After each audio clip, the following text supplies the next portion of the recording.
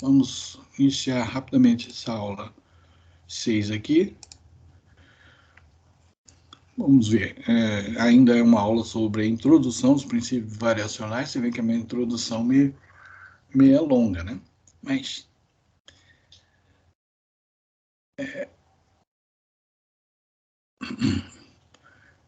vamos agora, introdução aos princípios variacionais, princípios variacionais para a dinâmica, construção de um princípio variacional dinâmico. Nós vimos já a construção de um princípio variacional para a estática. Agora vamos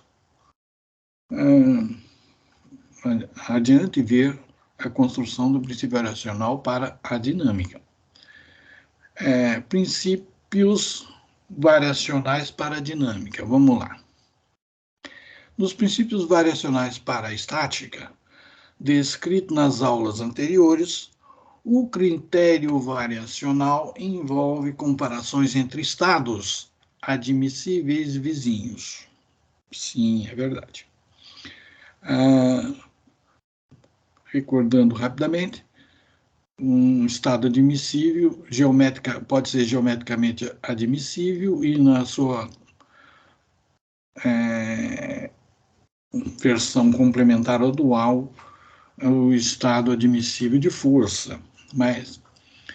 Então, na dinâmica há princípios variacionais correspondentes, mas o critério envolve comparações entre movimentos admissíveis. É isso mesmo. A gente vai, o critério aí, o índice variacional, ele sempre está comparando movimentos admissíveis, né? No caso do corpo lá, das molas, quer dizer, os movimentos das molas não podem ser desgarrados da massa, porque senão não é mais um movimento admissível, né? Então, eu vou comparar vários movimentos admissíveis, até a hora que eu encontro as condições para que o índice variacional seja zero, ou seja, é isso, tem que ser feito, sob qualquer variação que se dê nas variáveis lá. Ao invés de configurações estáticas, devemos comparar funções temporais completas agora. Por exemplo, no caso de uma única variável, x de t, como mostra a figura 9, deve-se comparar trajetórias completas de movimentos admissíveis em intervalos finitos de tempo. Então, figura 9, está aqui, ó, é uma figura aqui. Vamos comparar agora a variação de duas trajetórias admissíveis, varia com o tempo. Então, suponha aqui que eu tenho um x de t, né? X da variável t, essa linha mais escura aqui, é a minha função x de t. Aí, uma variação dessa função x de t está demonstrada aqui, é a linha mais fina, onde essa variação, o que é? Está aqui, ó, x de t mais um ΔX. ΔX agora, diferentemente da estática, que era aqui, representa também uma função do tempo. E outra coisa que está sendo mostrada aqui, que no tempo T1 e no tempo T2, essas duas funções elas se coincidem, ou seja, a variação é zero nos extremos desses intervalos. Bom, vamos lá, continuando. De acordo com a figura 9, uma variação na trajetória x de t, denotada por ΔX de t, é definida como sendo a diferença entre uma trajetória na vizinhança de x de t. Qual que é essa trajetória na vizinhança de x de t?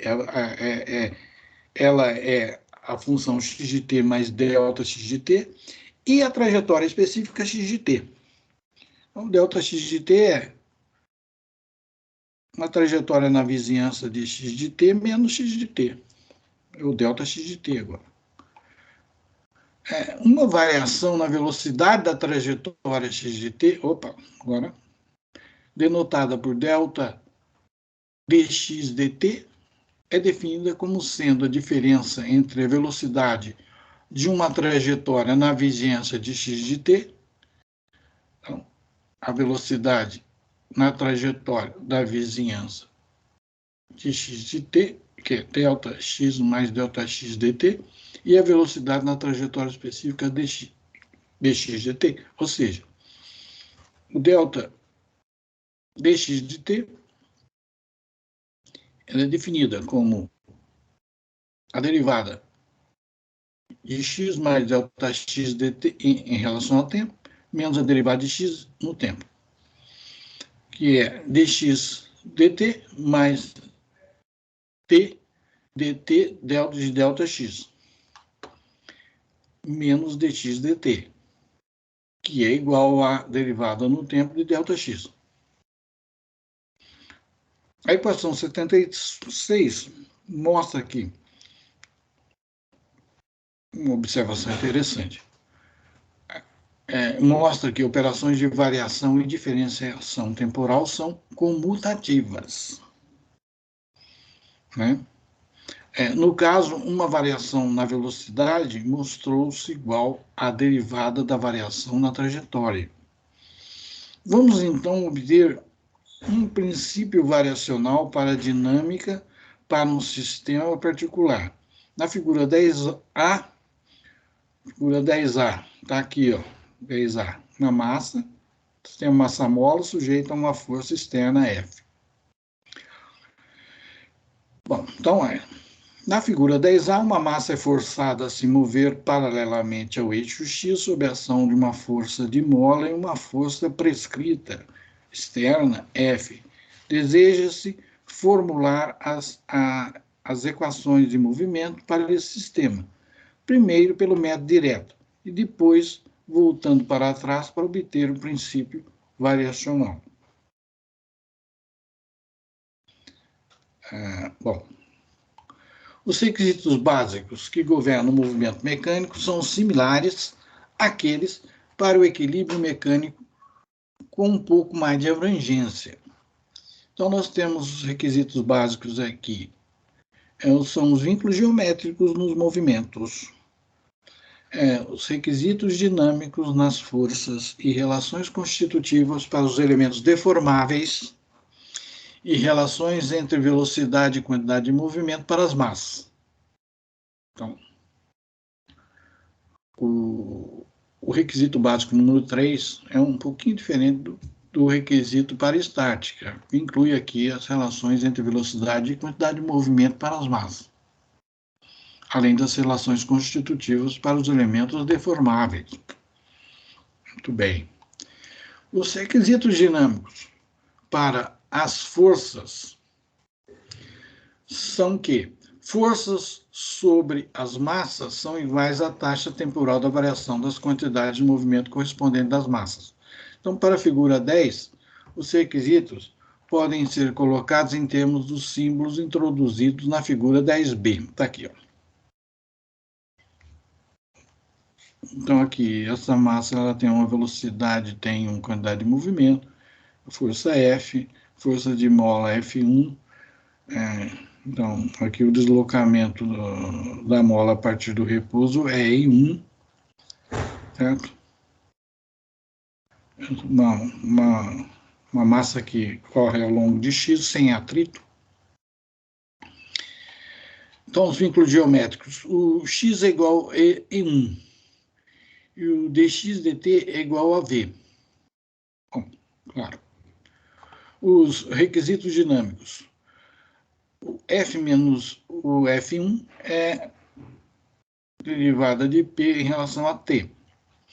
A relação constitutiva F1 é um F1 que depende do deslocamento da mola em 1, e a relação velocidade-quantidade de movimento, existe aqui uma relação entre V e P, em função de P. Bom, a relação constitutiva 79, cadê ela? Está aqui, ó, a mola.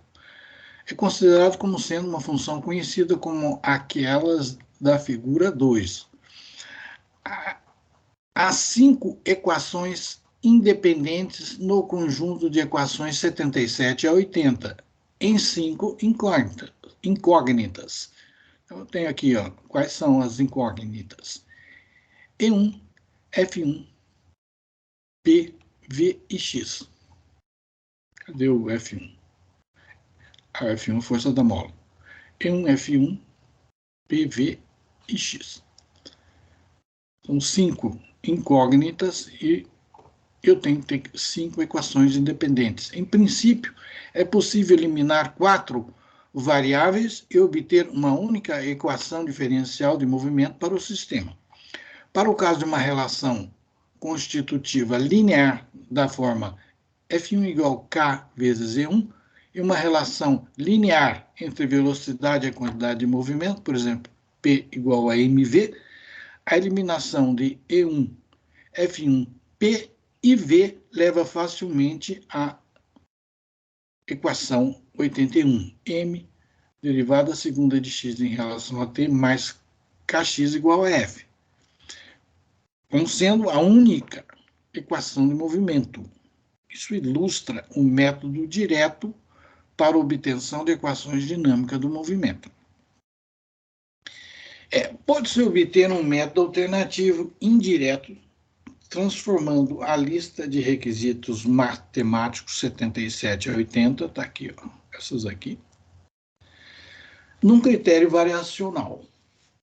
O procedimento que se segue é parecido com aquele para obter um princípio variacional geométrico estático. São requeridas algumas adições importantes, entretanto, para estender o caso estático para o caso dinâmico. Então, vamos lá começar a construção do princípio variacional dinâmico. Começamos aceitando os vínculos geométricos que tomam forma nas equações 77 e restringindo a análise para movimentos geometricamente compatíveis. São movimentos nos quais é mantida a conexão entre a massa e a mola e para os quais as funções temporais para E1, X e V sempre satisfazem 77. Também aceitamos a relação constitutiva 79 e a relação 80 entre as quantidades de movimento P e a velocidade V. Então, é possível obter as funções temporais F1 e P associadas com os movimentos geometricamente compatíveis. Assim, as equações 77, 79 e 80 são satisfeitas para movimentos geometricamente compatíveis. No entanto, a força e quantidade de movimento obtidas não satisfazem o requisito dinâmico 78 em todo instante. Vamos empregar a frase movimento geometricamente admissível para denotar um movimento que é sempre compatível geometricamente, mas que não necessariamente satisfaz os requisitos dinâmicos a todo instante. Para comparar movimentos admissíveis vizinhos, vamos introduzir o conceito de variação admissível. Uma variação no movimento envolve variações delta E1, delta X e delta V nas funções E1, X e V. Se a variação é geometricamente admissível, devemos ter delta E1 igual a delta X. Delta V, que é igual a delta de dx dt, que é igual a ddt de delta x. A primeira equação de 82 implica que a mola mantém-se conectada à massa, e a segunda vem das equações 76 e 77. Agora vamos construir um critério variacional para o requisito dinâmico 78. Se 78 não é satisfeita, A força resultante no sentido de x crescente é F menos F1 menos dPdt, diferente de zero.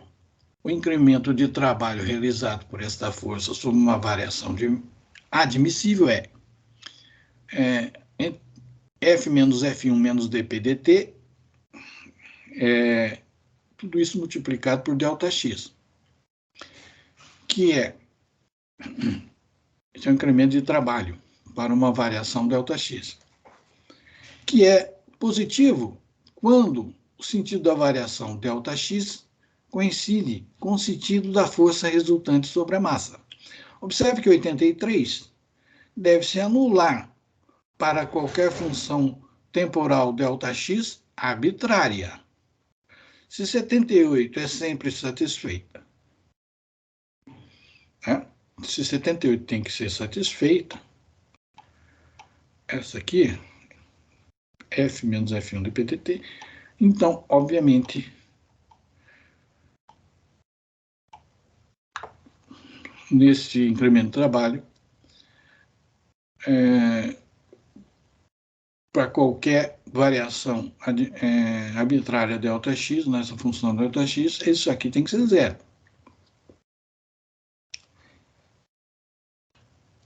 O contrário também é verdadeiro.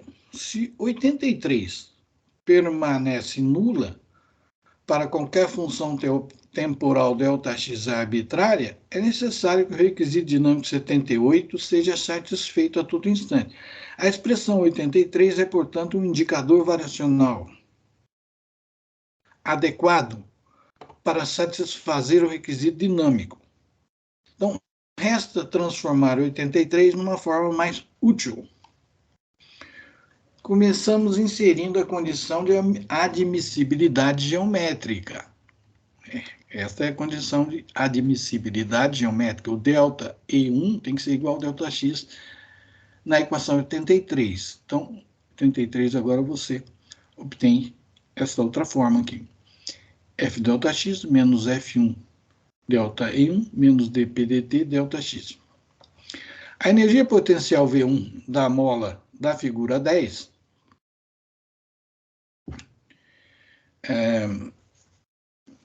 foi dada em aulas passadas, é definida em 12.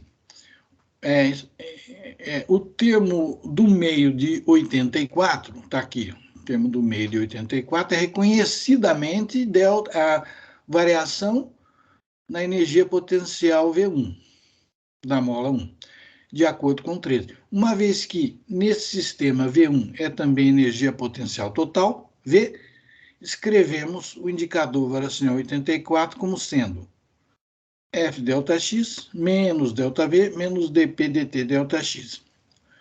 Bom, essa aula ela terminou aqui e continuamos esse assunto na aula que vem. Tá bom? Eu espero, então, que todos se dediquem um pouco a estudar um pouco essas aulas aí, esta semana, e na semana que vem a gente continua com mais algumas aulas, né? Tem muito chão pela frente, gente. Certo? Tá certo. Não deixem de estudar, eu vou mandar para vocês uma série de exercícios aí. Tá bom? Então, Tá bom. Guilherme, Muito obrigada. alguma pergunta? Obrigado, né? Tá bom. Tá certo. Então, até a próxima aula. Eu espero que o Guilherme pare a gravação. Vou parar aqui, professor.